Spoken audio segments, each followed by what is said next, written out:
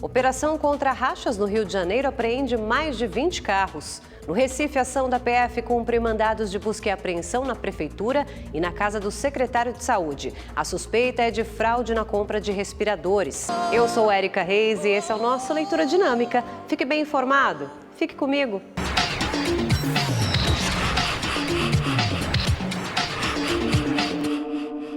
No Rio de Janeiro, uma operação contra rachas prendeu 2 homens e apreendeu mais de 20 carros. Em um canal de vídeos, o grupo fazia questão de mostrar as disputas ilegais. De acordo com a polícia, os motoristas aproveitaram o período de pandemia com estradas mais vazias para marcar os rachas. As investigações começaram no mês passado depois de uma competição ilegal envolvendo 26 veículos numa estrada do município de Petrópolis, no Rio de Janeiro. Durante a disputa, um motorista capotou com um carro importado e fugiu por não ter habilitação. O veículo foi retirado da via antes da chegada dos agentes. A partir das imagens do acidente, de câmeras da concessionária e as próprias filmagens feitas pelo grupo e postadas na internet, foi possível identificar esses veículos. E a Justiça expediu 24 mandados de busca e apreensão. Na ação desta quinta-feira, feita pelas Polícias Civil e Rodoviária Federal, foram apreendidos equipamentos de filmagem, computadores e 23 veículos. Entre eles, um modelo avaliado em cerca de R$2 milhões. 2 homens foram presos por porte ilegal de armas. Um é dono de uma loja de automóveis na zona oeste do Rio de Janeiro. Na casa deles, os policiais apreenderam armas, munição e cerca de R$100 mil. A primeira-dama do Rio de Janeiro, Helena Witzel, teve alta na tarde desta quinta-feira. Ela foi levada ao hospital pelo marido, o governador Wilson Witzel, depois de ter um pico na pressão. O casal foi alvo de uma operação nessa semana que investiga um suposto desvio de dinheiro da área de saúde. Helena Witzel foi atendida no Hospital Central dos Bombeiros, na zona norte do Rio de Janeiro, onde ficou em observação. Em nota, a assessoria do Palácio Guanabara informou apenas que a primeira-dama teve um mal-estar. Ela está no centro das investigações da Operação Placebo, deflagrada na última terça-feira e que investiga desvios de verbas na saúde pública para ações de combate à pandemia da Covid-19. Segundo a Procuradoria-Geral da República, há provas que demonstram um vínculo suspeito entre a primeira-dama e o empresário Mário Peixoto, que tem contratos com o governo do Rio de Janeiro há 10 anos. Ele foi preso no último dia 14 na Operação Favorito, que também investiga irregularidades na saúde.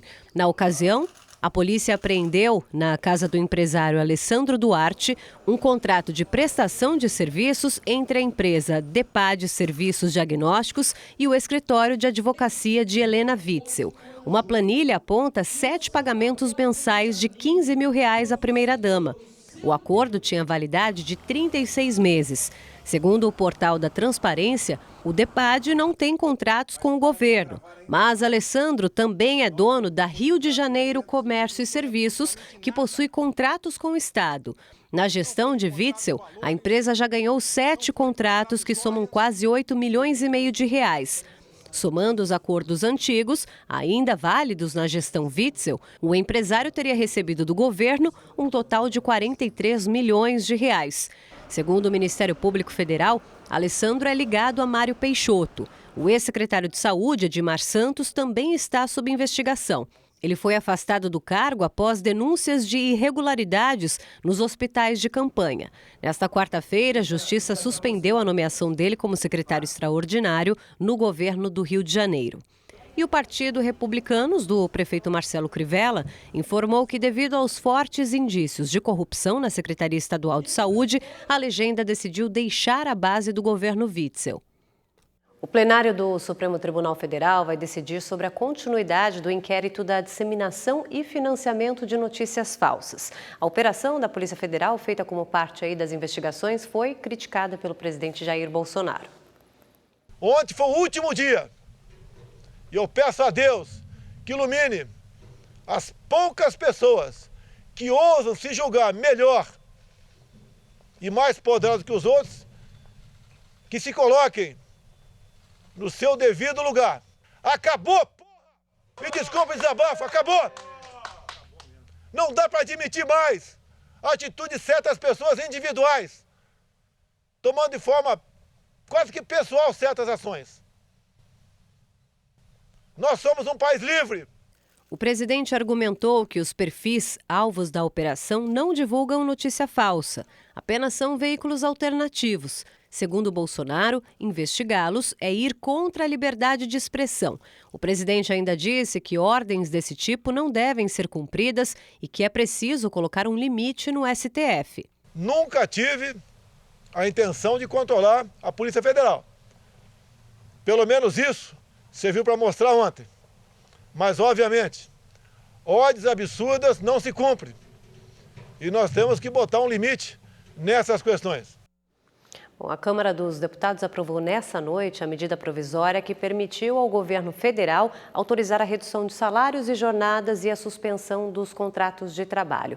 Houve algumas mudanças, entre elas o período que era de 3 e 2 meses, respectivamente, agora pode ser prorrogado até o fim da fase de calamidade pública. A medida visa preservar empregos em meio à crise toda econômica aí gerada pela pandemia. Está em vigor desde abril, só que precisa ser validada pelo Congresso Nacional. Como já passou pela Câmara, agora segue então para o Senado. O governo federal anulou a portaria que permitia o uso da força policial e a aplicação de punições para quem desobedecesse às regras de isolamento e controle do coronavírus durante a pandemia. O novo documento foi publicado nesta quinta-feira no Diário Oficial da União e assinado pelos ministros da Justiça, André Mendonça, e o interino da Saúde, General Eduardo Pazuello. As regras anteriores foram editadas em março pelo ex-ministro da Justiça, Sérgio Moro, e o ex-ministro da Saúde, Luiz Henrique Mandetta, e previam já a responsabilização civil, administrativa e penal para os infratores. O presidente Jair Bolsonaro sancionou o projeto de lei de ajuda aos estados e municípios. A União vai repassar 60 bilhões de reais para compensar a perda de arrecadação com impostos durante a pandemia. Os recursos serão pagos em 4 parcelas. Conforme o acordo com governadores, o presidente vetou o trecho que garantia reajuste a algumas categorias do serviço público.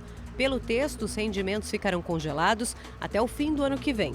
Um outro ponto retirado do projeto foi a possibilidade de estados e municípios suspenderem o pagamento a bancos e organizações internacionais. Agora, os vetos serão analisados pelo Congresso Nacional, que pode manter as alterações ou retomar o texto original. Vamos falar mais um pouquinho de Covid-19. De acordo com o Ministério da Saúde, o Brasil tem 177.604 pessoas recuperadas da doença. Mais de 233.800 estão em acompanhamento e o país acumula aí 26.754 mortes. Vamos dar um giro, então, para saber como estão as ações contra a Covid-19 nos estados do país. Em São Paulo, o prefeito Bruno Covas afirmou que a cidade segue em quarentena e com isolamento social, apesar da flexibilização para alguns setores econômicos. A partir do dia 1º de junho, a retomada será gradativa e as empresas vão entregar protocolos que precisam ser aprovados pela vigilância sanitária. O prefeito anunciou a distribuição de 3 milhões de máscaras e a ampliação da testagem entre profissionais da saúde. Além disso, até domingo, a cidade vai contar com mais 300 novos leitos e 3 hospitais serão inaugurados. Prefeitos da Grande São Paulo e Baixada Santista querem ser incluídos no plano de flexibilização da quarentena. O pedido de revisão foi entregue ao governador João Dória. No Ceará, o governo anunciou a retomada gradual da economia a partir do dia 1º de junho também, quando começa a fase de transição. É uma espécie de teste com liberação de 17 setores. Até o dia 7 está liberada a cadeia da saúde, que inclui clínicas e consultórios médicos. A partir do dia 8, as atividades serão reabertas em 4 fases. Escolas e shoppings serão os últimos. A avaliação para passar de fase será feita a cada 14 dias e levará em conta a queda da taxa de ocupação dos leitos de UTI para pacientes com Covid-19 e o índice de transmissão da doença. Polícia Federal cumpriu mandados de busca e apreensão na Prefeitura do Recife e na casa do secretário de Saúde, Jailson Correia. Essa ação investiga possíveis fraudes na compra de respiradores para hospitais de campanha. Segundo a Polícia Federal, as empresas envolvidas usaram uma microempresa para intermediar um contrato no valor de 11 milhões de reais. Dos 500 respiradores que foram comprados, 35 apenas foram entregues. Em nota, a Prefeitura afirma que a empresa desistiu do negócio e que o único valor pago, pouco mais de 1 milhão, já foi devolvido. Já ouviu falar do Rede TV Plus? É uma novidade aí que garante interação e chances de ganhar prêmios. Você participa de maneira interativa dos programas e ainda concorre a um festival de prêmios. Tem smartphones e até carros. Para saber mais e participar é fácil. Todas as informações você encontra no site redetvplus.com.br. Anotou? Agora ficou ainda melhor assistir a Rede TV. Eu fico por aqui. Uma boa noite para você, bom descanso. Amanhã tem mais.